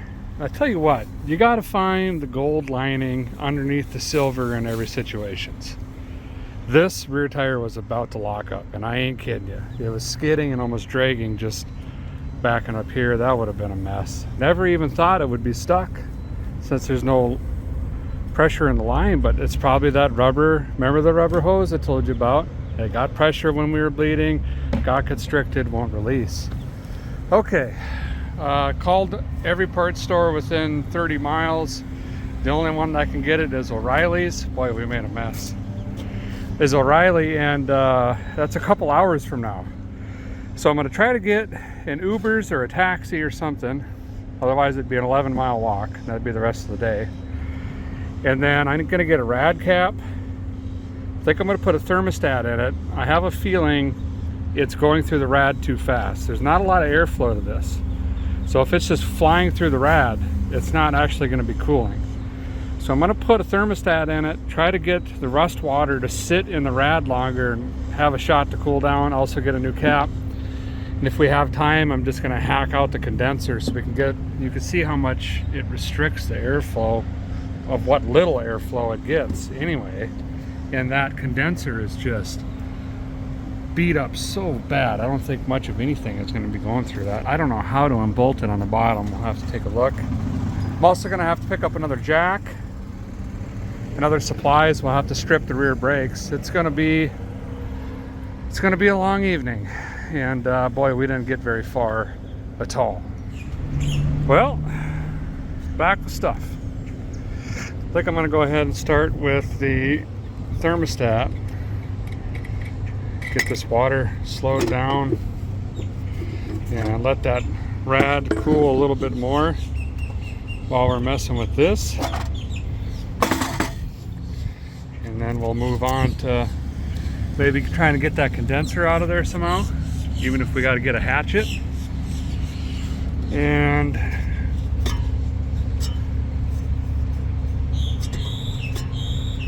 my fan clutch is not very good. And then actually, this is pretty cool. Since I have a pro account, it's like a commercial account with O'Reilly, I asked them if one of their commercial drivers would just deliver the hose to me when it gets in. I don't have a shop here, but I explained the situation, and they're like, oh yeah, we're going to be going right by there anyway. So nice feller is going to throw that hose on and bring it back to me, so I don't have to get an Uber to get there, then an Uber to get back and do all that stuff. So I could just hunker down and get working. Hopefully that hose will be coming in a bit and we can get that knocked in too. I want to try to get some miles down before it gets dark, because then we're in the whole situation of having to try to hotwire the lights and all that stuff. Well, turns out there is a thermostat in it. It's just stuck open. And man, that's moving a lot of water though for having a thermostat. So now my theory is not gonna work. Maybe we do the opposite. Do we just take this one out then? Yeah, try to run it faster? It's got to do one or the other, right? Oh, look at the corrosion on that thing. No wonder. Get on out of here. Oh, wow. That looks like this is mud. These heads are probably plugged. Now, we did try to flush this multiple times. That's still not looking good. I wonder if... Let me see if there's a self-serve car wash around here. I might pin this up, limp to a car wash, knock that off, and then try to use the high pressure to kind of clean this a little bit. That doesn't look good. I would definitely think the heads are probably getting plugged. Under the front here, working on the condenser hardware, there's supposed to be like a bolt here and one over on that side. Well, I found it.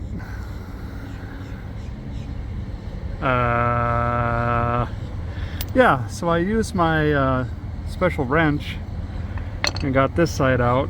Now I got to try to get this side out. I believe I'm missing an air dam scooper. And that's what helps get air up in here. That's another issue. Maybe we can make one out of wobble pop boxes. Huh. Yeah, it's fine. Okay. So got this out, and you can see how restrictive that was going to be. What little air we were getting up through there. Wow. And I used my special wrench to unhook the hoses and the pipes and whatnot down in there. We recycled all that, by the way, so that's good. But now we got airflows. See? Got the lower rad hose off, and I think I could tape this. You can't even really tell there's a hole in it. But in all seriousness, I'm going to keep this in case we pop a top rad hose. I can splice that in. So now we're just waiting on the hose, I believe. I got a new capillator, and one with the safety release. This one doesn't visually look too bad. We'll keep that as well, just in case. Put it in the toolbox there. And I think this is going to help, but ultimately we're going to have to figure out how to flush this. And without popping the freeze plugs out, or dropping the water pump again, or removing the heads, or the engine. I don't know. This is going to be something else, but we ain't giving in just yet. We still got a little bit of time to get home. It's Saturday evening now. I wanted to be home tonight. so I can clean up the shop, pack tomorrow, because Monday morning early I fly out again for another revival, and that was not a cheap flight. Cannot miss that. Of course, you don't buy insurance because they get you on that. It's expensive. So we got to figure this out. Either this thing's going to go down the road, or I'm going to have to find some other way to get back, because I can't miss my flight for the next one, which is going to be amazing. So yeah, we're just keeping the feet moving here. Feller should be here with that hose in about 40 minutes, and then we can just keep on going. Yep, no question. That puppy got really hot, some big grooves in it. Still some pad left. Funny enough, I'm gonna crack it and see if I can get this to relax at all, this caliper. If not, we'll just take the whole thing off, because the rear lines are disconnected anyway, so it doesn't matter. It's cooled down enough to where it moves, so that'll be nice getting it out of there. There's the wire that's run to the brake lights, and I picked up a few gallons of distilled water. Gotta make one more trip. I can only carry 2 in each hand. Should be about 5.5 gallons. There's Ford, get us started. Judging by the color, these were just glowing red, and this is all cooked now. So there, fixed. Just gotta get rid of this line real quick, and then hope that this other side doesn't do the same thing. I'm keeping that too. $60 core. Okay. Wheel back on? Sure. Yeah, about 3.5 hours of sunset, or less than. Well, here's where we're at. Condenser, 86th. It's gone! Don't have the air flapper doodabby. New lower rad hose put on. Thermostat taken out, which, man, it was flowing really fast for not, I don't know. We just got to try some different things here. Next stop, planned stop, is like 55 or 60 miles. There's another O'Reilly on the way home. I think we'll just swing in there. I'm just kind of planning on we're going to need something, basically. You know what I mean? Oh, yeah. Okay, should be nice and cool. It sat long enough. Let's see if we can get that far.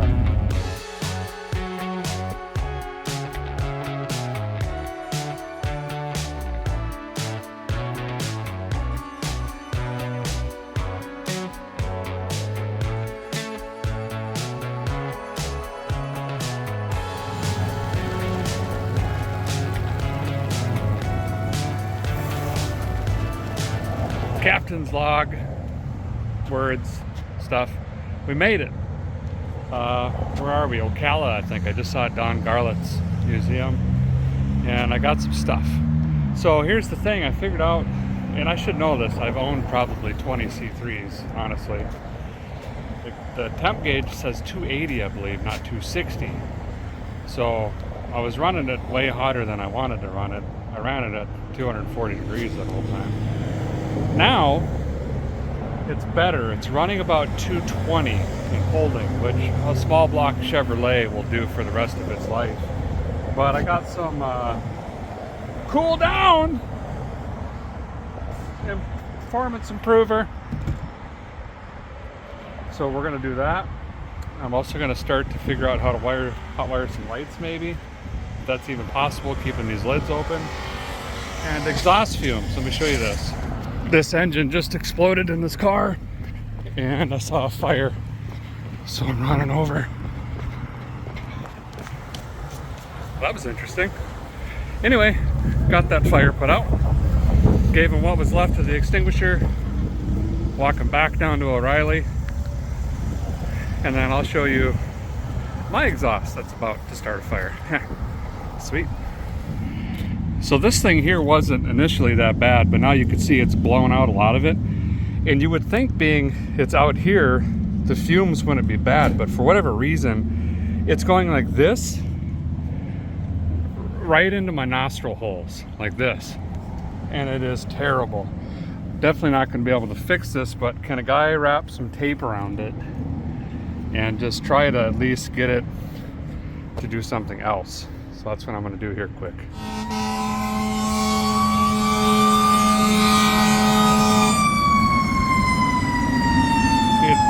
Someone called it from O'Reilly's, but it's not in here. It's over there.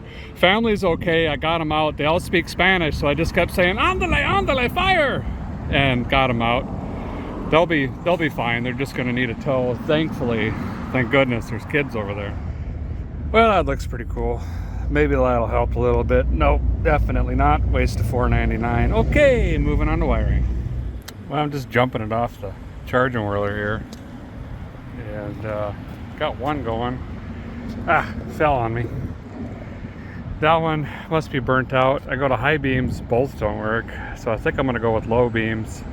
But I need to get this to stay up so I can get the light out. I might try the other light, fool around there a little bit, see if I can save buying a new one essentially.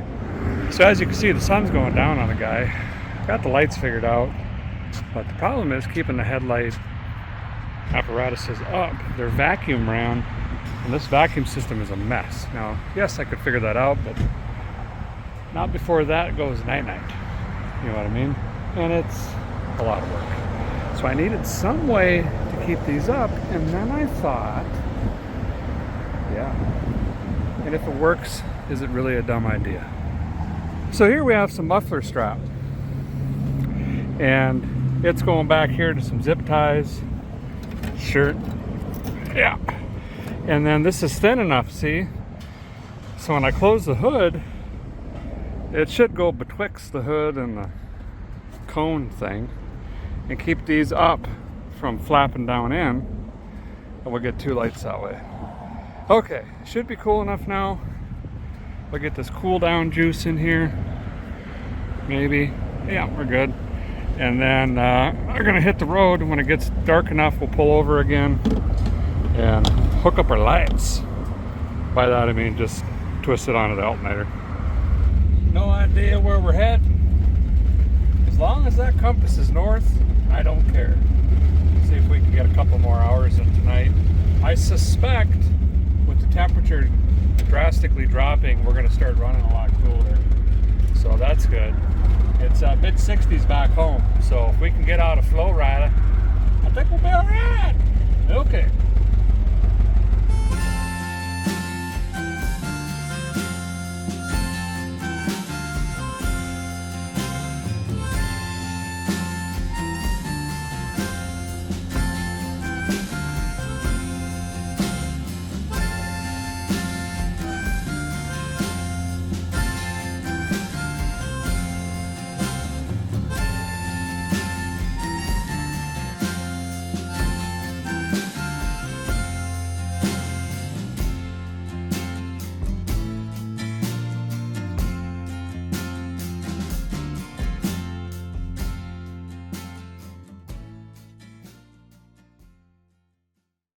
Well, good morning. Got in really late last night. Just scooted to the fuel station from the motel there. I ain't got a toothbrush, and it's driving me bonkers. I didn't pack nothing, actually. Anyway, the car, she's kind of fading on us, fellers. The engine's doing okay. It burned a little oil, but it's, even last night, in the dead of night, it was still running 210. I was running it a little bit faster. Lights hung in there, that worked. Brakes are still not really that great. In fact, I had really bad pedal fade this morning. I had to pump it. Almost went right into the intersection. But my biggest concern now is the rear differential in this. This morning when I pulled out of the Motel 4.23, it snapped, crackle, pop, grinding, something terrible. So that explains why we don't really have posi or any of that stuff. The rear end is about to go on this thing, and that now sets precedence over it running hot, because that's not really going to matter. So I have to be very smart today and try my best not to take sharp corners. You got to take really wide turns. That's why I'm on the end of the pumps here, so I can make a huge sweeping turn over there to get out of here. But there's a very real chance we have unscheduled rapid disassembly on the highway as well, and that is not fun when your rear tires lock up doing 60. So I'm gonna get off the interstate. I was on the interstate all night last night just trying to get some miles under me, and we're gonna avoid highways, go through the back roads. Now the trade-off there and the risk is no parts stores, so I'll just have to, I don't really know what's happening, is what I'm saying. But we're gonna give it a shot. We still have a long ways to go. I just made it over the Florida-Georgia line, so it's gonna be a full day of driving. Guy had to swing in the Dollar General. I couldn't take it. Got me $1, like, I think it's a popsicle stick with hair on the end. $3 for that, and then I got some Life substance too. Not really into this clear liquid stuff, but apparently you need it. Actually, I just need it to rinse my toothbrush, if we're being honest. Well, I've procrastinated enough. Let's get on the road and see if we can make it back to Central Tennessee. Just gonna try to keep it on the highway, ignore all the noises and crunching stuff, and unless it overheats, I ain't stopping for nothing but fuel.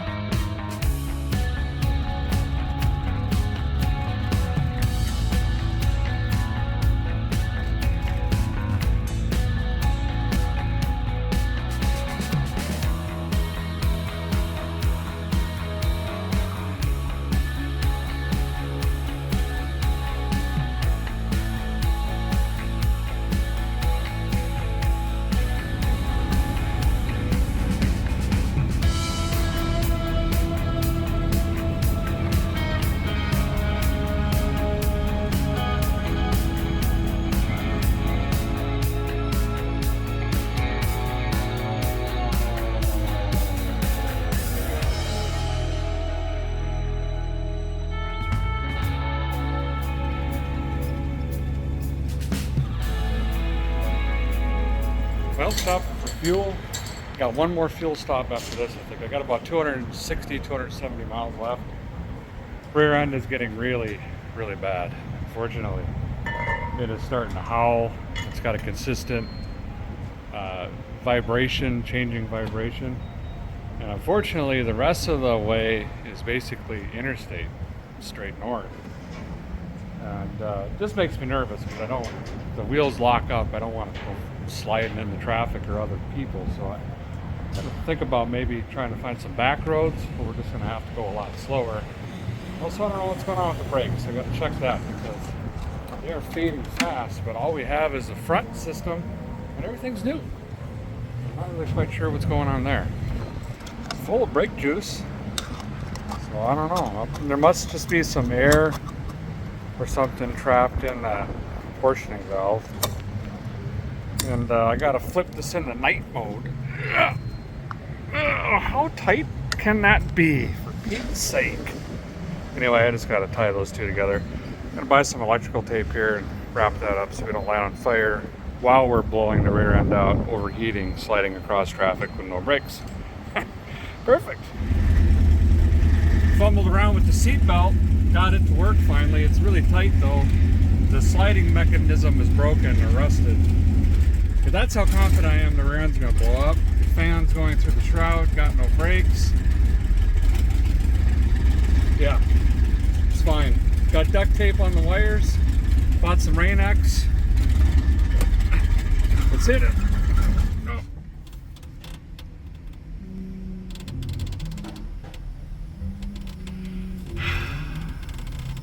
Okay. Well, there you can hear the rear end.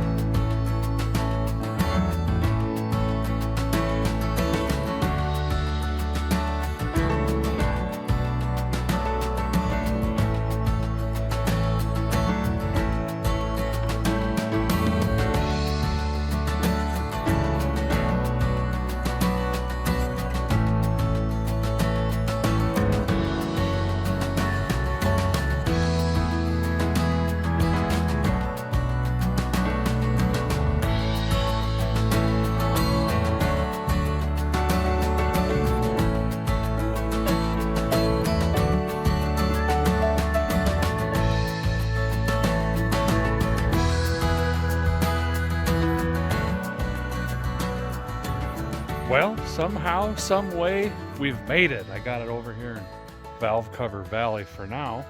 So I can figure out what to do with this. I got to put the glass in tonight too. Boy, even for me, this one, the sketch level is really, really crawling up there in the last 100 miles. This thing was all over the road. It had more jiggles than Honey Boo Boo. It's going to need quite a bit of work. And I don't know if we should put that time and effort into this one. What do you guys think? If we're going to do Corvette stuff, should we get a different one, a better base, or should we go ahead and tear into this thing?